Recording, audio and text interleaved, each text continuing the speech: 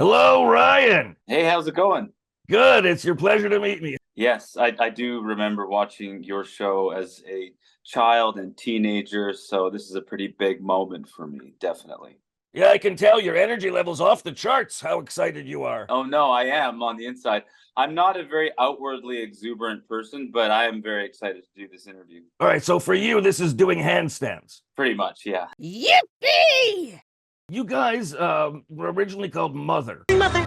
And then you became Mother Mother. What was the reason for adding the second Mother?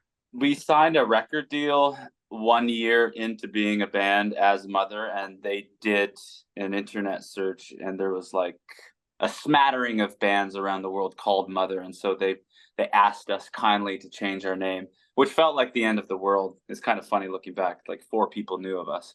So, but we did rack our brains, and it felt like quite the conundrum, and we were going to be called things wildly different or some version of Mother, something like we were almost Mother Opera.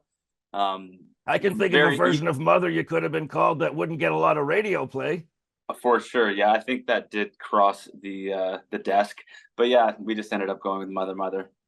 So let's talk about Grief Chapter, shall we? We shall. All right. The song Grief Chapter, here are some of the lines. Everything is different, paler, purer, even the children's laughter, a little disaster, the past is in ashes. So this is a real party anthem? Yeah, totally. Because it goes on, and there's lots of stuff that's kind of sad. I mean, it's about real life.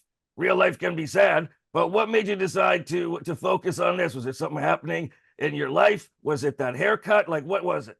Yeah, every day I grieve this haircut. I was talking to a friend. I was texting with a friend whose dad just died, and who was experiencing death around him in an uncanny way. Like friends were dying. He was just kind of in this weird mortal moment. And I said to him, you know, it sounds like you're in a grief chapter. And he's a songwriter. And he said to me, yes, I am. But that sounds like a great title for an unborn song.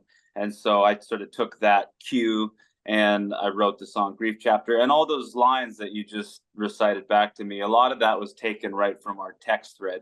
He said, you know, everything is different now. It's like the world is different. The sky's a different color after someone you love passes on. And so those are all his words talking about his experience with the grief process. It's a good thing that when he told you about all this, you didn't just say, dude, that sucks, because that wouldn't have made a great song. No, I mean, dude, that sucks. I'd probably listen to that song. You guys got huge on TikTok. Yeah. We had our big break on TikTok. Yeah. Does that surprise you? Because mostly the people on TikTok, they're practically embryos. They weren't born that long ago. So your music appeals to this younger crowd, which is kind of hard for bands that have been around a little bit to do. Yes, it did surprise us. It still does surprise us. It's shocking, in fact. But what's kind of nice about it is that the music just did the work. It's like for whatever reason, this younger generation found something that really resonated inside of them with the Mother Mother catalog.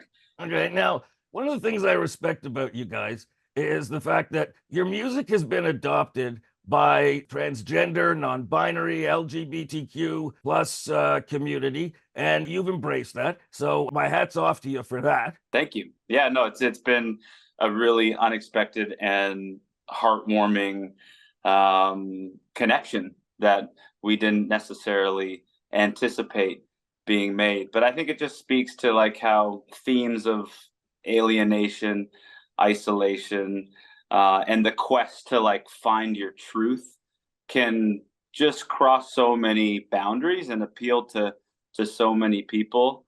And so we love seeing that, you know, these universal themes in this music appealing to this community, and then, you know, bringing two walks of life that may not necessarily have found each other together. I got a quote here where you said you consider the connection with the non-binary trans community as, quote, high honor and huge compliment whenever it's suggested that our music might serve as an adequate soundtrack to a courageous journey of self-discovery that often rubs against societal norms. So I love the sentiment, and hats off to whoever it was that wrote that for you. Thanks. Now, you guys have done a lot of touring across Canada, right? Yeah, a little bit. Yeah, a little bit. Is there a town that you just absolutely hated, like the worst show ever? Because I have a town in mind.